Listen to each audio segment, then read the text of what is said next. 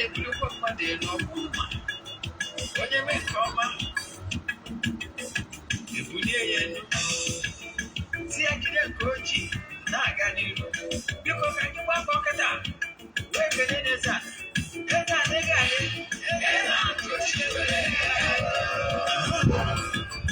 Eze-Ana Ugochi Tubelu nwoke ọma na Oraifite ị ga-adị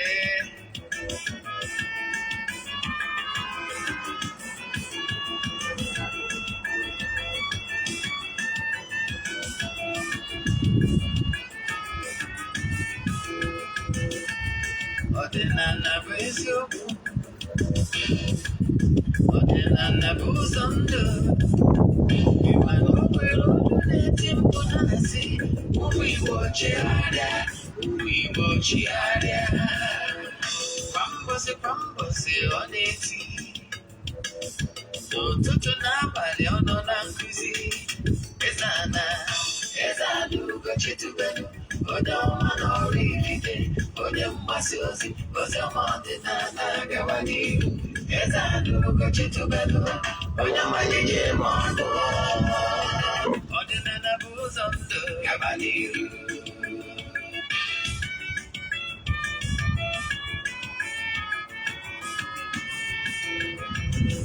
Eze-Ana Ugochi Tubelu onye ọma na Oraifite onye mgbasa ozi ọma ọdịnala gaba n'ihu Eze-Ana Ugochi Tubelu onye amanyije ma ọdụ ọdịnala bụ ụzọ ndụ gaba n'ihu Eze-Ana ga-adị Ugochi Tubelu ga-adị Ugochi Tubelu tempo ọ ya adị maka na eziokwu anwa chacha ndị okenye anyị front and back ndị ochie anyị front and back fajasi kara aka onye ụmụ Igbo si anyị rapụ nke anyị na nke faka mma buru Baịbụl bịa akwụkwọ akụkọ mepekwa chọọchị fa mkpụrụ oge abịakwa mana Ugochi Tubelu ekweghị ekwe Eze-Ana si na ọma mme ọdịnala ọma mkpụchaja oge ọbụla ọ na-eti ọ nọ na nkụzi Chukwu abịama gbara ume ọdịnala ya dị ọtụtụ ọma na ụmụ ọdịnala Igbo anyị abịakwa n'oge awa nke eziokwu n'ụbọchị taa nke ọ bụ nwa bụ Ogbuefi Eze-Ana Ugochi Tubelu na Oraifite na-anọ n'isi ya Oraifite dị na Anambra steeti abụ m onye isi nchụaja na Ugochi Tubelu ọdịnala temple anyị na-agba afọ gbaa afa mmiri emelụkwazi ọrụ mmụọ dị iche iche abụkwazi m onye isi nchụaja na ọdịnala restoration na ministry bụrụkwazi onye mgbasa ozi ọdịnala Igbo you can call me an ọdịnala evangelist I will answer n'ụbọchị taa n'oge awa nke isiokwu anyị ji bịa n'ụbọchị taata bụ ihe niile Igbo kwesịrị ịma dịka onye mmiri agwara gị na ọtụtụ ihe dị n'ụzọ gị ihe eji aka gị mie yes I keep saying it that 70% of your spiritual work can be done by yourself if ọ bụrụ na ịkwadoro kwado nwe ọfụma yes ọ bụrụ na arụ adịrọ n'ụzọ gị na otu adịrọ n'ụzọ gị and they align with your chi yes maka na chi bụ ụzọ I can tell you that 70% of your spiritual work you can do it he need somebody ga-guide gị ka ị mara one or two ị kwesịrị ịma na etu a ga-esi m ya ọ bụrụ ime ihe bụ isiokwu na emeri ọfụma ọ bụrụ na ị gwara ike iburu ụtụ maọbụ ọrụ akwụ ji emewe ụfọdụ ihe enwere ike data ụtụ ahụ na ọrụ akwụ so gị nwere ike mebie ihe imere abụrụ nkịtị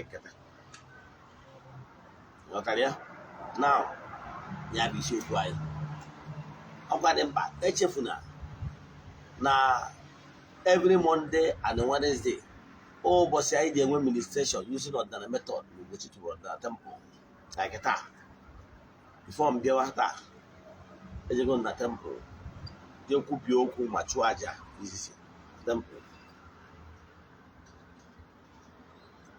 ghọtara ya n'isi ndị enyi anyị niile and friends of the temple.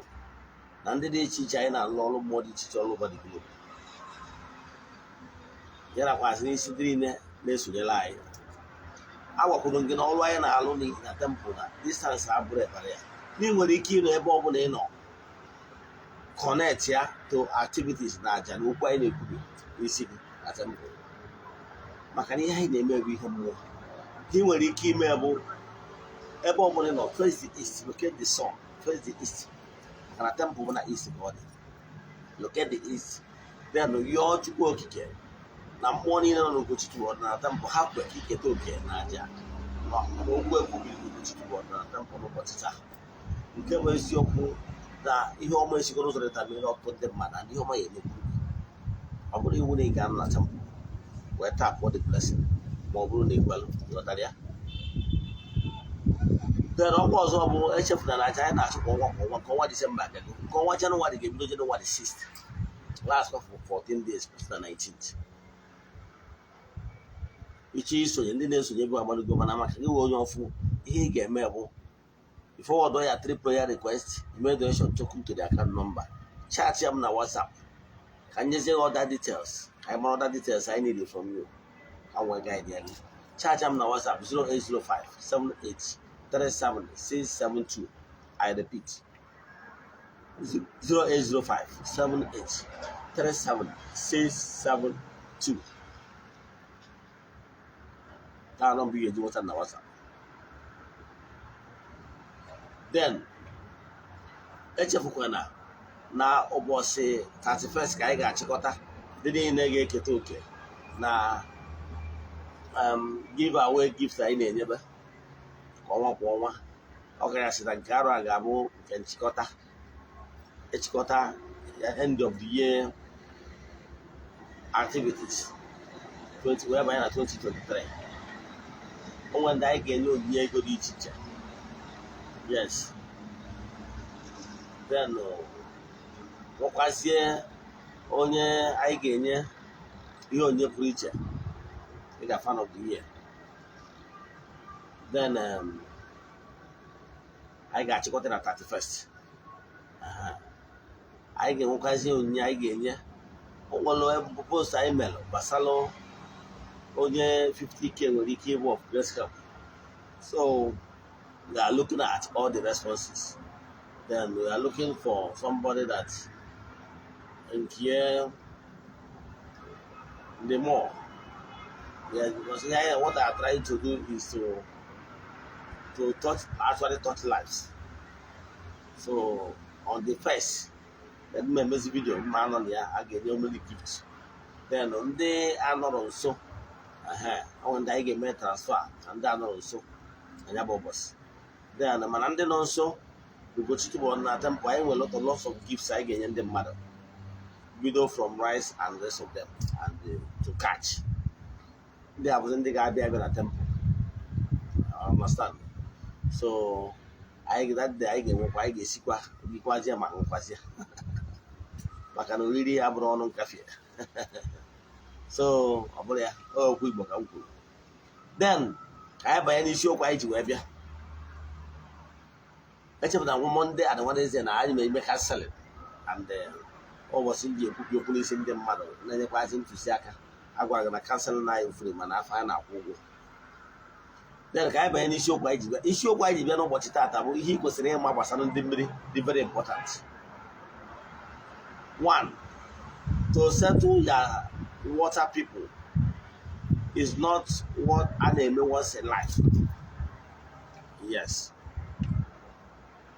Ịkwụ ngọ nwaanyị mmiri gị ma ọ bụ ti mmiri gị bụ ihe a na-eme once ma ọ bụ na-eme ya ọfụma. Yes. And ọ bụrụ onye ọbụla na-eme ya nke ịkwụ ngọ. Enwere ndị onye ga-eme ya ga-abụrịrị dibịa onye mmiri ga-eme ya. Onye nwere what it takes to do it. Ọ bụrụ onye ọbụla. Yes.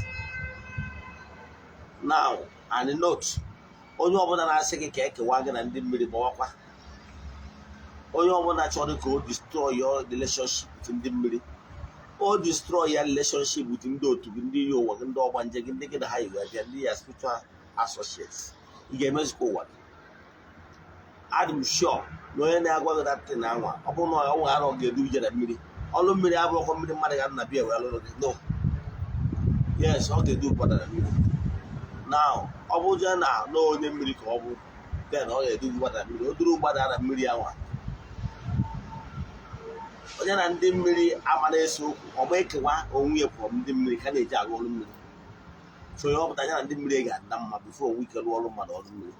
Now, kedu ka such a person ga-esisi nke ekewa gị na ndị mmiri?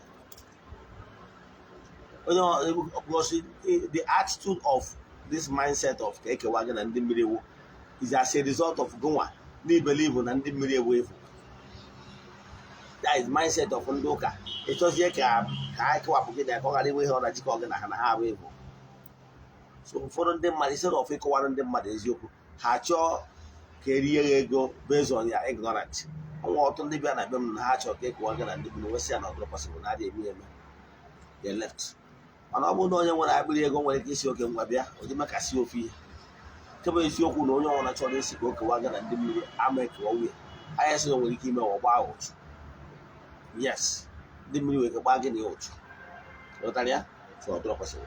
Mana duto ị mara ihe ị na-eme maka ihe mmadụ nwere ike iji rie ha ọrụ gwa gị ihe abụrụ ya. So nke bụgo na ọ ga-abụ onye ka a ga-akwụ ngwọ once ka a na-eme ya ọfụma.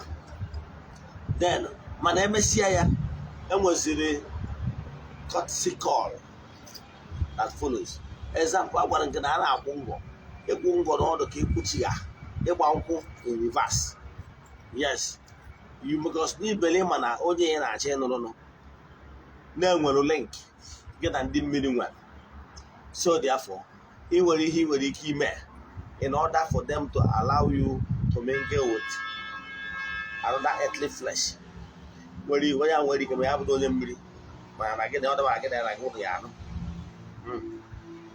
So you must take your people. Example, ọ na-abụ n'elu ụwa echi ịnụ di ma ọ nụọ nwaanyị, ọ dị possible na ikwu na ibe gị ama ama ịnụọ di, ọ dị possible, ọ dịrọ possible. So therefore, ọ bụrụ na ịbụ an adult, you have link with water, you have to inform them. Ha ga-agbalịrị. And how ka ha esi ma ahụ ba ijekwu ngwa ịkwụọ ngwa ahụ wee gwa ha biko ha bụ ka ịnụ dị n'elu ụwa ka ime ụwa gị. Ghọtara ya? Na enwere processes esi eme ya. Mana ọ bụrụ onye ka m chọrọ ịma ịkọwata, ije na my Facebook page or my YouTube channel akụzigo m gbasara ndị mmiri ma etu esi akwụ ụgwọ. Mana ihe anyị bịara ịkọwata atọ gbasara ile ọma, how to do appeasement from time to time. Wee mara atụ, ọ bụrụ na ịbụ nwaanyị edeghị anya etu a mbụ onye Oraifite, na ịbụ nwaanyị onye Oraifite na-anụ gị na Oraifite ma ọ na-anụ na another town, na-anụrụ gị nụpụ gị na that another ngwuru, does not mean na ị nwere ozi link with your family be nna gị. You still have bond there. Ghọtara ya? So ihe ị ga-eme ọ na-anụpụgodoro gị, ọ bụ example, ọ bụ na-anụpụ na-esi Oraifite n'oge ahụ ọsọ obodo another town, iwee shọn je nne na nna gị, ịdị ajụsi ese nne gị, ịdị ajụ ese nna gị, ịdị ajụ ese ikwu gị, ịdị ajụ ese ibe gị. Onwe onye gwara gị akpọgoro na fon si dọm onwe ihe jikọsị gị na ha. Ime etu anwa what of ọ bụrụ na ije na be di gị amecha nwee problem, kedu ndị ga-ekwuru gị, kedu ndị ya bịa ịma na ị na-eji aka gị eme onwe vulnerable to nsogbu. So ihe ị ga-eme bụ na ị ga-eme gịnị, ị ga-agba mbọ fụ na despite the fact na Ugochi, you will still maintain that cordial relationship with your root. Very very important. He ga-eme onye Ugochi does not mean na ị nwere ike ị na-eme from time to time. From time to time. Igolo ihe ndị dị mkpesị mkpa, including ihe ọrụ na-eri, wee jee na mmiri wee kene ha. Example, ọ bụrụ na Ugochi ebe a, o nwere mgbe ya anọkọta etu a, ije na be ndị ọgọ, ghọtara ya, goro bred, ma ọ goro ịbụ nwaanyị na di ga-esoro je, gị nwere nwoke goro bred, goro ụfọdụ ihe gasị, ije kwuo ikene ha ya dadi mọmị kenecha ha, kene ụmụnne gị ya nwere gị aṅụrị adịbịa isi ha yes debịa wee na-ajụ gị kedu ka ime na ha amaka gị ma ọ na gị na gị ọ na-ebigo ọfụma wee sị ha na mmiri anya mụ na di m na-ebi ọfụma ọ nọ na-amụtakwa ọkwa nwa ma ọ bụ nke a ma ọ bụ nke ọzọ na wee tụnye ha alụ gwa gị ihe ị ga-eme udo obi wee dịrị gị ka i wee enjoy ya marriage ịghọtara ya now o nwere onye na-achọ gị okwu n'ụka gwakwa ha agwakwa ha alụ etu ị ga-esi wee so ha ịghọtara ya maka na di na nwunye ya fụrụ a na-enwerịrị understanding because mgbe ụfọdụ ọ bụrụ etu isi eche from ya etu ebe a zụrụ gị ka ndị na-ejekwuru si eche ghọtara ya mana ọ bụrụ na aghọta onwe ọfụma ama enwe problem etu akọ dịkwu di na nwunye etu nwoke si eche ma ọ bụ etu nwaanyị si eche abụrụ ofu ihe nwoke kpọrọ ihe nwe ike nwaanyị asị na onwere ihe ọ kpọrọ ya mana ọ bụrụ na ha dịzi n'onwe ha enwe ike ghọta where the other person is coming from so ihe ọ pụtara bụ na etu a ndị mmiri okwe ya pepụ ihe ị ga na-emekwa ịnọkwa igoro ihe ọnụ na-eri na ihe ndị ọzọ mma egosi okịta jekwa wee sị ha debe anyị ekelekwa mụrụ wee nyekwa ha ihe dị gị mkpa gwa ha how far etu ya mara eji si aga onwekwuzie ihe ị chọrọ ka ha meere gị ọnwụ nwa ọ bụ ego ọ bụ udo ọ bụ peace of mind ọ bụ nke a ma ọ bụ nke ọzọ maka ọdịmma ezinụlọ gị nyekwa ha o nwere onye na-eche gị aka mgba ịgwakwa ha ka o wee dịrị gị mma ịghọtara ya mana mgbe iji aka gị onye amara ife nwe onye ga-eji aka si na ndị enyi ya ma ọ bụ ikwu ya asosieti ya abụrụ ihe maka na ọ na-awa egbuo dike na ọgwụ ụlọ kwụsị ọgwụ ama achịwa dike ọ bụrụ na ijiri aka butere ya ndị otu ndị a spiritual associates mbọsị agha ga-abịa ka ọ bịa rie gị kere ndị ga-azọ gị n'iwe onye mmiri wee huge advantage so you have to align yourself with ya ndị otu maka na ndị otu a ga-azọ gị ndị otu a ga-akwụdoro gị maka na akwụdoro eze ji ya ịghọtara ya ka m gwa gị ihe iyi eji mana nke mbụ ka ọ gwa alụ ka ị ghara ịbụ na ị ga-achụ aja narị n'iyi ọ bụrụ na iwu onye nwere otu ma ọ bụ ọtọnọ ma ọ bụ na igburu mmadụ ma ọ bụ na ịkọmiti gị ihe ọbụla bụ ihe wa alụ jee nwụchagoro onwe gị ọ bụrụ nke a ga-asụ ụtụ atụ ụtụ ọ bụkwa nke a ga-akwụ alụ ịghọtara ya ka ị wee tozuo etozuo ịnata amara ekebe eziokwu m na-agwa gị ọ bụrụ na ndụ ka kpọọ ide confession ma ọ bụrụ ndị Pentikọstal asị na ikwupụta mmehie you must have a time ị ga-eji wee mee ihe na-akpọ spiritual restitution and ọ bụrụ na ala Igbo niile eme anyị na-akpụ alụ ma ọ bụ niile eme cleansing you rest assured na ọgwụgwụ na imesịa that cleansing you will never go back to it. Ị bụrụ onye na-eme supe that is ndị lesbianism you must stop it. Ịtara ya ị bụrụ nwoke na-eme homo you must stop it. Ị bụrụ onye na-eme ụmụ ihe ndị ala na-asọ nsọ it will interest you to know some people they married ụfọdụ ụmụ nwoke dị married mana ha ka bụ homo ihe o ji wee anụ nwaanyị ụka o wee camouflage ya ọ gwara ụfọdụ ụmụ nwaanyị ụkwa supe lesbianism mana ha dị married werekwa enyi ya nwaanyị wee na pasta alụ na-emene n'ụwa so ị na-eme ụmụ alụ a nke mbụ na if you are coming with in front of ihu aja you must come with clean hands. Ọ bara uru na ị na-arụ ọrụ over and over again keep on ihe ị na-eme adị aga maka ihe na ibu otu na ọtọnọ nke emere jụọ oyi ime ọzọ ọ bụrụ na ị dịrọ dị ịkpọ call a spade ịkpọ ihe ọjọọ ị na-eme na ihe abụ ihe ọjọọ and stop it, turn a new leaf. If you want to recreate what is happening in your life right now, you must turn a new leaf, because you turn a new leaf you will start living a positive life and therefore sowing positive seed in the spiritual realm, therefore creating positivity in your own spiritual vibes. And whatever you sow is what you reap. So sometimes the one of them may be o nwere ike ọnwa na-akụwara ọrụ gị ndụ ụtọ nọ niile a ime ị ga-eje nwụcha. Ghọtara ya?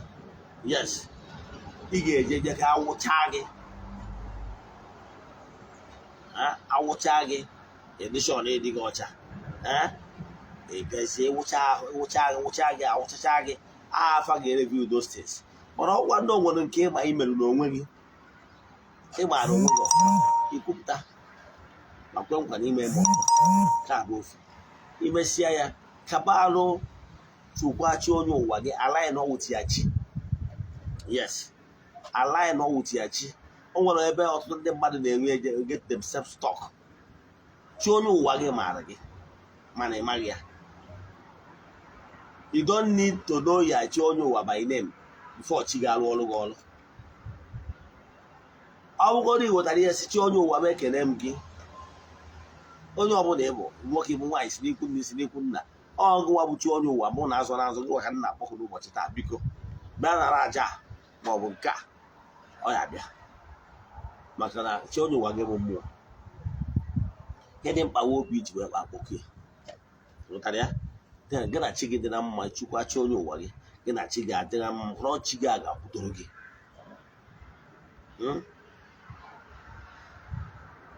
Maka na ọchị kwadola eze ochie ghọtara ya.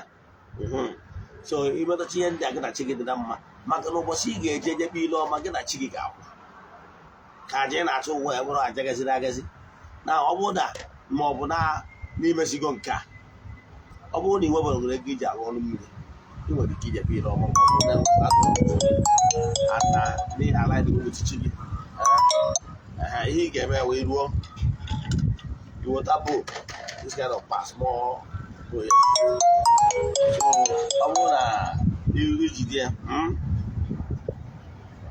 ihe ị ga-eme bụ iweta ọjị. Ihe abụọ ọjị gbara ịnọ, ịkpọkọọ chi gị, kpọkọọ ndị mmiri gị na ndị otu gị, ndị enyi ụwa gị, ndị ọgbanje mmiri gị, ndị agwụ ndị mmiri gị, ndị ejima nna na ndị agbara ọrụ, ụmụada mmiri.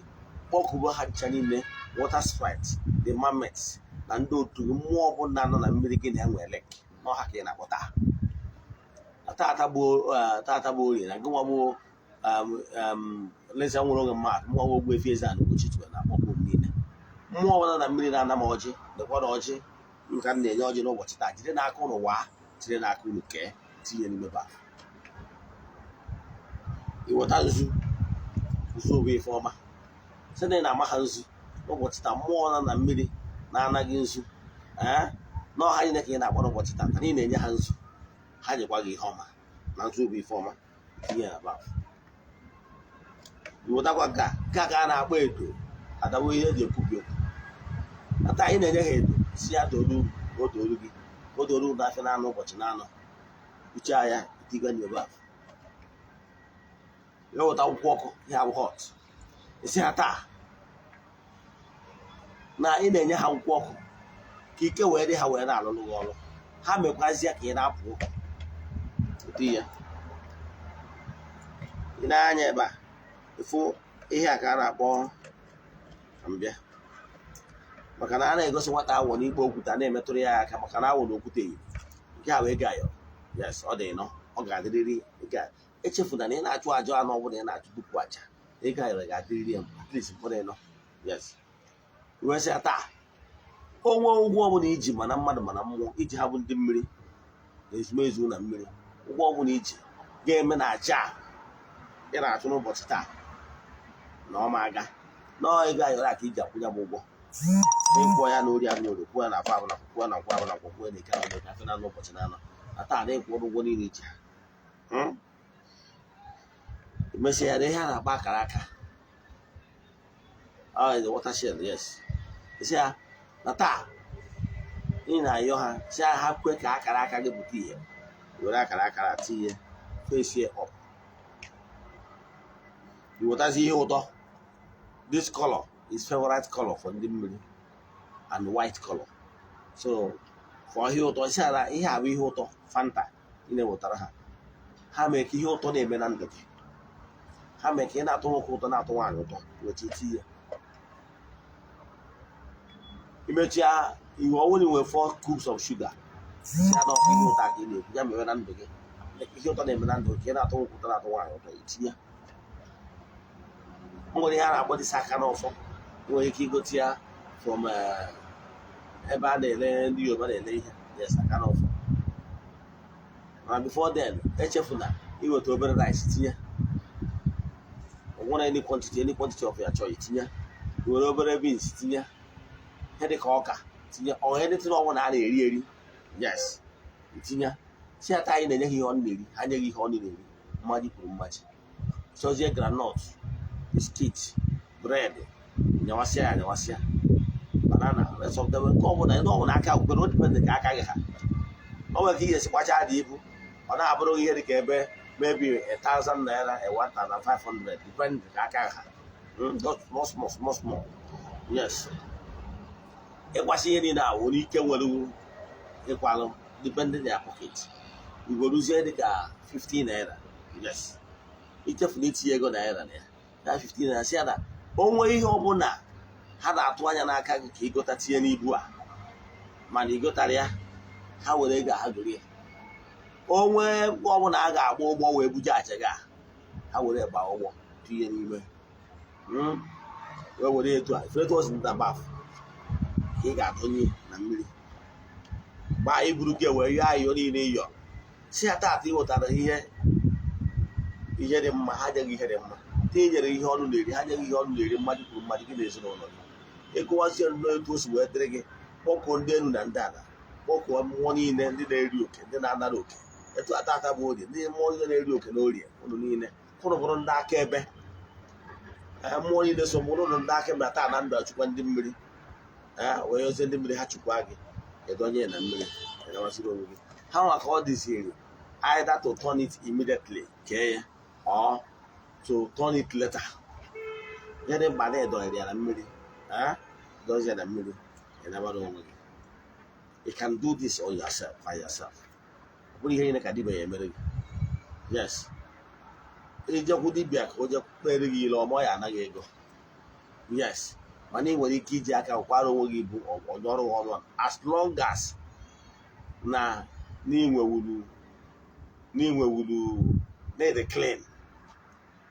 Ya maka n'ime ebe atịtịrị n'ọtụnọ onye na-achụ aja dị ka ọ dị. Mana ndị ọnụ a na ọkwa grasia na ọbụrụ ndị ụka, ihe achụwuru onwe gị aja. Ya enwekwasịrị ihe ndị ọzọ enwe ike iti isi na ya, depends na ndị a na-achụrụ aja. Maka ọ bụrụ na aja nna achụ ka kpọrọ jos ileọma general. Mana ọ bụzie na aja nna achụrụ ụmụada mmiri, o nwezi one or two gasị na-etikwa n'ime ya.